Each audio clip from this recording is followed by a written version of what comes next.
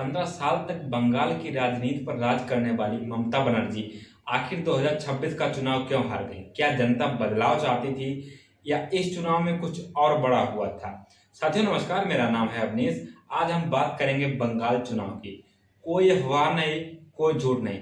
पश्चिम बंगाल विधानसभा seat 294 है और बहुत बहुमत पाने के लिए किसी भी पार्टी के पास 148 सीट होनी चाहिए। पश्चिम बंगाल विधानसभा समेत 4 राज्य और एक केंद्र शासित प्रदेश में चुनाव 2026 की घोषणा भारत के चुनाव आयोग द्वारा की गई थी। पश्चिम बंगाल में यह चुनाव 2 चरणों में कराया गया था।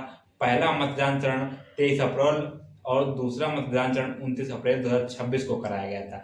इसके बाद वोटों की गिनती यानी कि काउंटिंग 4 मई 2026 को हुई और काउंटिंग में बीजेपी को 207, टीएमसी को 80, इंडियन नेशनल कांग्रेस को 2 और सीपीआई को 1 सीट मिली। बीजेपी इस चुनाव में भारी बहुमत से जीती। अब बात करते हैं ममता बनर्जी की। ममता बनर्जी की पार्टी का नाम है ऑल इंडिया तृणमूल कांग्रेस यानी कि टीएमसी। उन्होंने साल 2011 में बंगाल में सरकार बनाई थी और तब से लगातार मुख्यमंत्री रही, यानी लगभग 15 साल बंगाल की सत्ता उनके हाथ में थी। 2026 के चुनाव में भारतीय जनता पार्टी बीजेपी ने जबरदस्त प्रदर्शन किया। यह सबसे बड़ा झटका लगा। ममता बनर्जी खुद अपनी सीट भवानीपुर से चुनाव हारी। उन्हें बीजेपी नेता शुभेंदु अधिकारी ने 15,000 वोटों से हराया। अब सबसे बड़ा सवाल, आखिर ममता बनर्जी क्यों हारी? राजनीतिक विश्लेषकों और मीडिया रिपोर्ट्स के अनुसार कुछ मुख्य कारण यहाँ पे बताए गए हैं। एंटी इनकम्बेंसी यानी कि लंबे समय तक एक ही सरकार रहने से लोग बदलाव चाहते हैं। और दूसरा चरण है एसआईआर प्रक्रिया के दौरान लगभग 90 लाख से ज्यादा वोट काटे गए और इसका सबसे ज्यादा नुकसान टीएमसी को हुआ।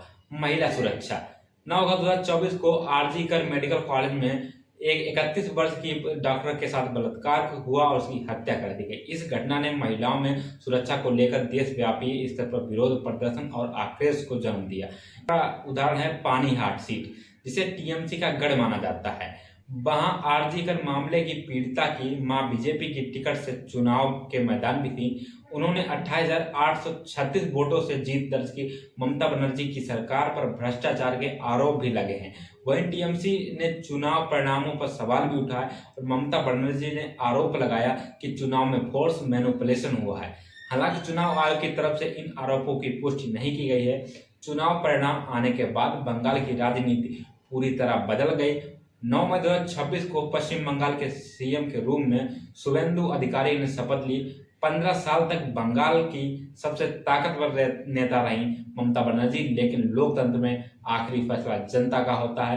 अब सवाल यह है, क्या ये बंगाल की राजनीति में एक नए दौर की शुरुआत है? आपकी राय क्या है? कमेंट में जरूर बताएं और ऐसे वीडियो देखने के लिए चैनल को सब्सक्राइब कर लीजिए। धन्यवाद।